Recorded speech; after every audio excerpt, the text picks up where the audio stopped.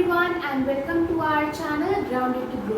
तो जैसे कि हम पढ़ रहे थे बायोलॉजी में chapter tissues and we were studying about animal tissues, जिसमें से हम पढ़ रहे थे कनेक्टिव टिश्यूज के बारे में and we have studied about 3 different kinds of connective tissues, that is alveolar or the loose connective tissue. Second one was dense regular connective tissue, जिसमें हमने पढ़ा लिगामेंट और टेंडन्स के बारे में। टेंडन्स क्या होते हैं? जो स्केलेटल मसल्स को बोन्स के साथ ज्वाइन करते हैं, और वही ligaments they join the bones to bones. And the third kind of connective tissue was the adipose tissue, which is also called the fat reservoir or the fat tissue. Now we will study about the fourth kind of connective tissue, that is the skeletal tissue. Basically skeletal word को आप skeleton से relate कर सकते हो. skeleton क्या होता है? A framework या फिर एक structure in which the bones are arranged in an animal. तो यानी कि skeletal tissue जो है वो एक animal का जो skeleton होता है उससे related होते हैं skeletal tissues. So it forms the endoskeleton of a vertebrate body. यानी कि basically animals are the vertebrates, right? तो जो उनकी एंडोस्केलेटन होता है, that is the skeleton that is present inside their body, वो किसकी वजह से फॉर्म होता है? Due to the skeletal tissues. So skeletal tissues ही वो टिश्यूज होते हैं जिनकी वजह से हमारी वर्टिब्रेट बॉडी या फिर जो एनिमल बॉडीज होती है उनमें एंडोस्केलेटन फॉर्म होता है. The skeletal tissues are of 2 types, that is cartilage and the bone, right? So skeletal tissues are of 2 types, cartilage and bone. Skeletal tissue, it is a connective tissue, right? And it forms the endoskeleton of a vertebrate body, and it's of 2 types, cartilage and. So now let us discuss about the cartilage tissue. Cartilage tissue is a skeletal tissue, right? So चलिए start करते हैं. The cartilage tissue is compact and less vascular. Basically जो हमारा cartilage tissue होता है वो compact होता है और less vascular होता है, but its cells are widely spaced out. यानी कि अगर हम कार्टिलेज को एज अ टिश्यू देखें तो उस टाइम पे cartilage tissue is compact and it is less vascular, लेकिन जो कार्टिलेज टिश्यू के सेल्स होते हैं they are widely spaced out, यानी कि they have a lot of intracellular spaces between them. So the cartilage tissues are compact and less vascular, लेकिन जो उनके सेल्स होते हैं they are widely spaced out and their matrix have proteins and calcium salts, right? Basically जो cartilage tissue होते हैं उनमें हमने पढ़ा कि जो उनके सेल्स हैं उनके बीच काफ़ी ज़्यादा इंट्रासेल्युलर स्पेसेस प्रेजेंट होते हैं, और हमने ये भी देखा था कि कनेक्टिव टिश्यूज़ में अगर उनके सेल्स में इंट्रासेल्युलर स्पेसेस होते हैं तो वहाँ पे क्या प्रेजेंट होता है? Matrix, which is a homogeneous gel like substance. तो यहाँ पर कार्टिलेज टिश्यू में कार्टिलेज टिश्यू के जो सेल्स हैं उनके बीच काफ़ी ज़्यादा इंट्रासेल्युलर स्पेस है, यानी कि जो कार्टिलेज टिश्यूज होते हैं उनमें काफ़ी ज़्यादा अमाउंट में मैट्रिक्स भी प्रेजेंट होता है. So matrix is present in high amounts in the cartilage tissue. Matrix is present in high amounts and the matrix of the cartilage tissue, it is composed of basically or mainly 2 things, that is proteins and the calcium salts. यानी कि जो हमारे proteins होते हैं और जो हमारे calcium salts होते हैं उन दोनों के मिक्सचर से मेजरली इन्हीं दोनों के मिक्सचर से मिलकर बनता है matrix of the cartilage tissues cells और the cartilage tissue fibers. Up now the next point is they are capable of continuous and rapid growth by mitosis. यानी कि जो cartilage tissues के जो cells होते हैं they can grow, they can multiply, by which process or which method of cell division? That is mitosis.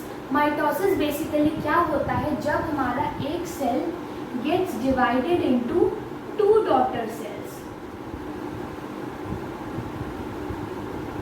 right?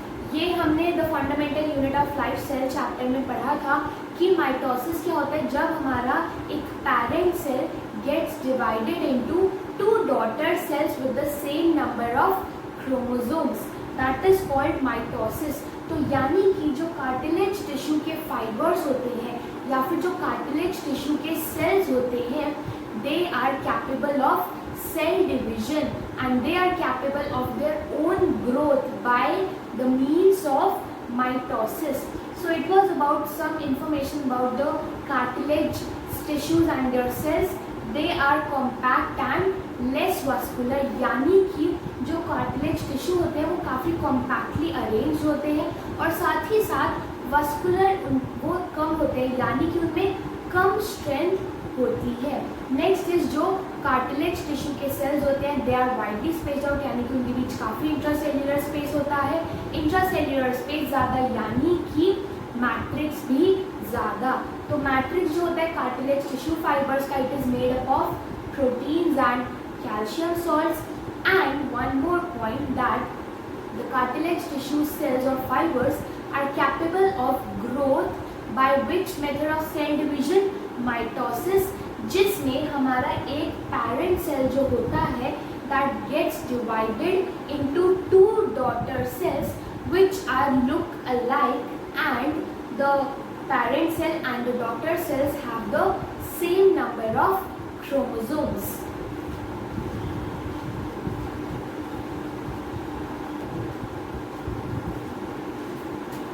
Now let us see that where are these cartilage tissues present and what are the functions or why the cartilage tissues are important in an animal body. So let's see the occurrence of the cartilage tissue.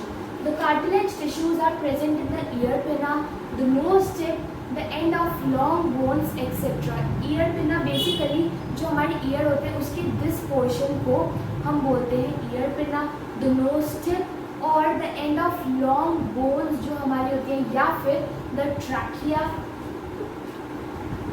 Which is like the wind pipe. These are some of the examples जहाँ पर cartilage tissues present होते हैं. So cartilage tissues are present in ear pinna, the nose tip, the end of long bones और the trachea और the windpipe. Now let us see what are the functions of the cartilage tissue. The first function is that it provides support and flexibility to the body parts. यानी कि जो different body parts होते हैं उनको cartilage support भी provide करता है because it is compact और साथ ही साथ flexibility भी provide करता है because its cells have a huge amount of intracellular spaces. So cartilage tissues, they provide support and flexibility to the different or the various body parts. And second function is it smoothens the surface at the joints. यानी कि like जो हमारे joints होते हैं body में, these two arms are joined here.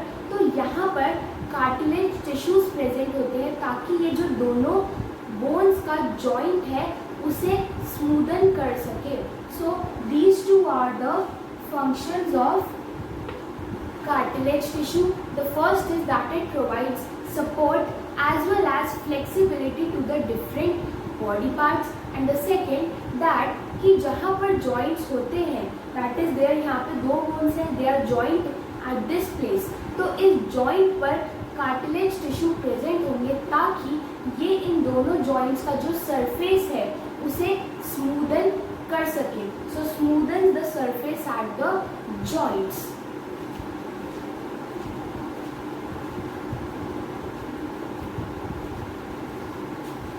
So we studied about cartilage. Now let us start discussing about the second type of skeletal tissue or the skeletal connective tissue, that is bone. Basically आप सबको पता तो होगा ही कि bone क्या होती है. हमारी पूरी बॉडी बोन्स का ही एक फ्रेमवर्क है जिसके अंदर फ्लैश या फिर मसल, स्किन वगैरह सब कुछ भरा हुआ है and we are here as an animals और the humans, right. So let us discuss about bone tissues in detail. Basically the bones are very strong and non flexible tissue. जो हमारी bones होती हैं वो काफ़ी स्ट्रॉन्ग होती हैं. अगर आप इनके ऐसे मारते हो तो क्या ये टूट जाती है, क्या इनसे खून वगैरह निकलने लग जाते हैं? ऐसा कुछ नहीं होता ना.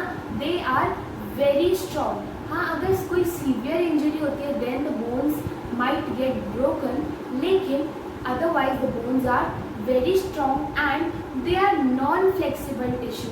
यानी कि आप खुद सोचो, क्या ये जो हमारी बोन है, क्या मैं इसको बेंड कर सकती हूँ? क्या मैं अपने हैंड को यहाँ से या यहाँ से बेंड कर सकती हूँ? नहीं कर सकती ना. I can bend from the joint, right. लेकिन जो ये हमारा पूरा एक बोन होती है उसको तो मैं बेंड नहीं कर सकती ना, because the bones are the non flexible tissue. यानी कि जो बोन्स होती है उनमें मूवमेंट पॉसिबल नहीं है. हालांकि जो जॉइंट्स होते हैं वहाँ से मूवमेंट पॉसिबल है, लेकिन bones they are non flexible और वहाँ से मूवमेंट पॉसिबल नहीं है. So the bones are they are very strong and they are the non flexible tissues. The next point, basically जो बोन सेल्स होते हैं they are it's porous, highly vascular, hard and rigid. यानी कि जो हमारे bone tissues होते हैं they are porous. उनमें काफ़ी सारे स्मॉल स्मॉल पोर्स प्रेजेंट होते हैं. They are highly vascular, they are hard and rigid, right. Now let us discuss the third point related to the matrix of the bones. Basically जो bone tissues होते हैं उनके अंदर भी cells होते हैं और cells के बीच में, यानी कि जो connective tissues के cells होते हैं उनके बीच में क्या present होता है? matrix. तो bone क्या है? connective tissue. तो bone के जो cells हैं उनके बीच में भी क्या present होता है? matrix. But the matrix of the bone, it is made up of proteins and it is rich in salts of calcium and magnesium.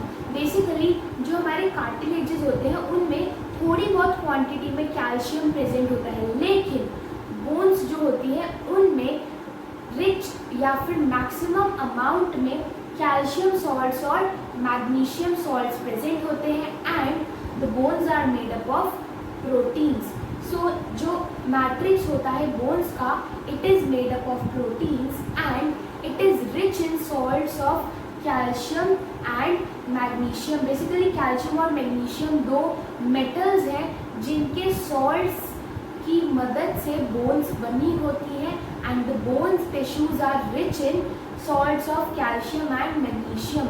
और ये जो हमारी बॉडी में मिनरल्स प्रेजेंट होते हैं, जो बोन्स में ये जो मिनरल्स प्रेजेंट होते हैं like the salts of calcium and magnesium, ये जो मिनरल्स प्रेजेंट होते हैं बोन्स में, इन्हीं की वजह से जो हमारी बोन्स होती हैं they are very hard.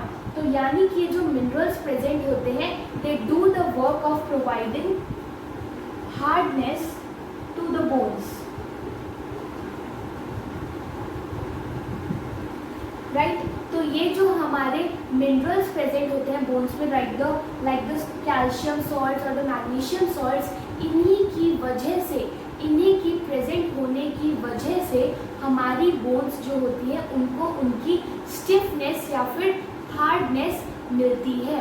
So bones are, they are very strong and the non flexible tissues. They are porous, highly vascular यानी कि काफ़ी स्ट्रॉन्ग होते हैं. दे आर हार्ड यानी कि वो जल्दी से टूटते नहीं एंड दे आर रिजिड यानी कि उनमें मूवमेंट पॉसिबल नहीं है. They are non flexible. तो थर्ड पॉइंट इज कि बेसिकली जो बोन्स, जो टिश्यू है, बोन टिश्यूज, उनमें जो सेल्स होते हैं उनके बीच जो मैट्रिक्स प्रेजेंट होता है, it is made up of the proteins and it is also rich in the salts of calcium and magnesium. और ये जो मिनरल्स प्रेजेंट होते हैं बोन्स के मैट्रिक्स में, इन्हीं की वजह से बोन्स को उनकी हार्डनेस मिलती है.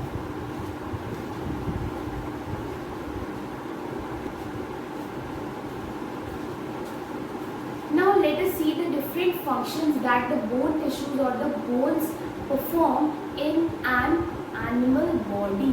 The first function function is that it forms the endoskeleton in humans and the other vertebrate bodies except shark.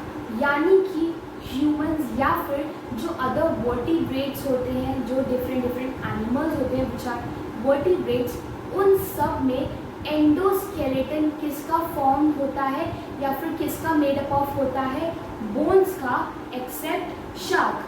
यानी कि शार्क एक ऐसा वर्टिब्रेट है जिसके अलावा सभी वर्टिब्रेट्स में एंडोस्केलेटन यानी कि जो skeleton which is present inside the body that is made up of bones.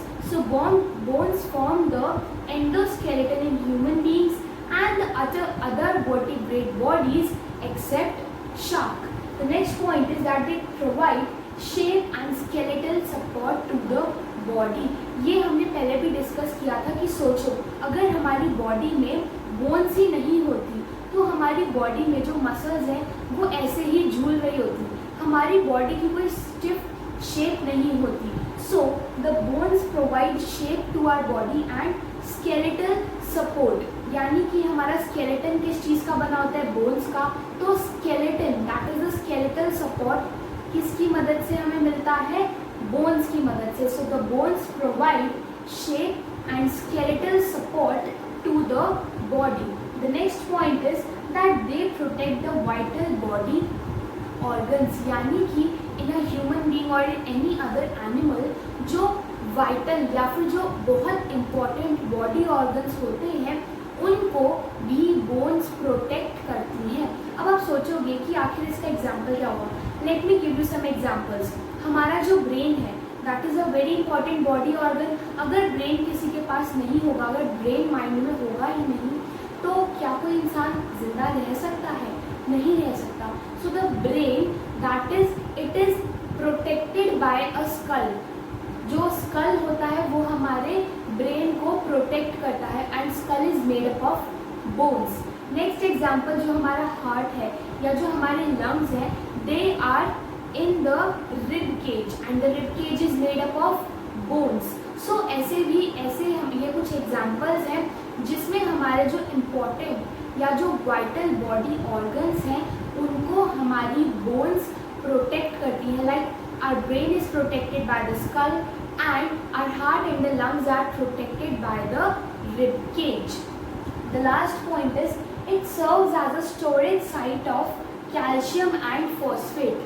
हमने डिस्कस किया था कि जो बोन्स का मैट्रिक्स होता है that is rich in calcium, magnesium and various other minerals. So जिसकी वजह से जो बोन्स होती हैं वो एक तरीके से स्टोरेज साइट यानी कि एक ऐसी जगह का भी काम करती है जहाँ पर कैल्शियम, फॉस्फेट या फिर डिफरेंट मिनरल्स स्टोर्ड होते हैं. So these are the important functions that the bones perform.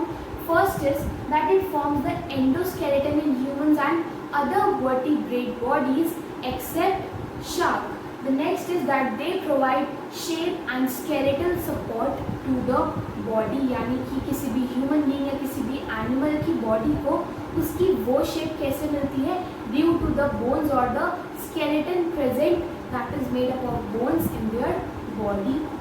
The next is that they protect vital body organs like brain is protected by skull and heart and lungs are protected by the rib cage. And the fourth is that bones act as bone serves as a storage site of calcium and phosphate. So this was about the skeletal tissues. आज की class हम यही ख़त्म करते हैं. आज हमने पढ़ा skeletal tissues के बारे में and the two different kinds of skeletal tissues that is cartilage and bones. Do like our videos and subscribe to our channel Grounded to Grow for more.